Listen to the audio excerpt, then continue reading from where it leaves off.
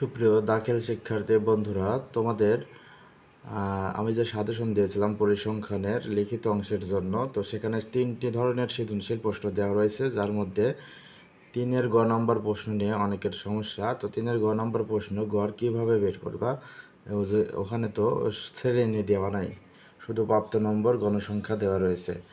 তো এটা কিভাবে করবা চলো দেখে নেওয়া যাক। যদি আমাদের শ্রেণী না দেওয়া থাকে তাহলে সে গড় যেভাবে বের করবো সেটা হচ্ছে, প্রথমে দেখো আমরা 3-এর গ নম্বর প্রশ্ন যেহেতু লিখলাম যে সারণী হতে গড় নির্ণয় করা হলো। এখন দেখো প্রথম ঘরে দেওয়া আছে প্রাপ্ত নম্বর, তো প্রাপ্ত নম্বরটা আমরা লিখে নিলাম, গণসংখ্যা লিখে নিলাম।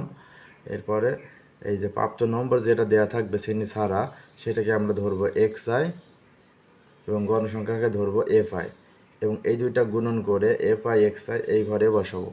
তাহলে এখানে দেখো 40 আর 5 গুণ করলে 200, 50 আর 8 গুণ করলে 400, 60 আর 11 গুণ করলে 660, 70 আর 6 গুণ করলে 420, 80 আর 10 গুণ করলে 800। এখন এই গণসংখ্যাগুলো মোট যোগ করতে হবে, যোগ করলে মোট গণসংখ্যাকে n দ্বারা প্রকাশ করা হয়, তাহলে 40 হয়।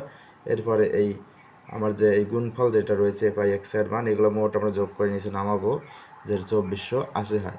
তাহলে এখন এই ধরনের সারণী থেকে গড় নির্ণয় সূত্র হবে যে গড় x bar equal to summation of fi xi divided n।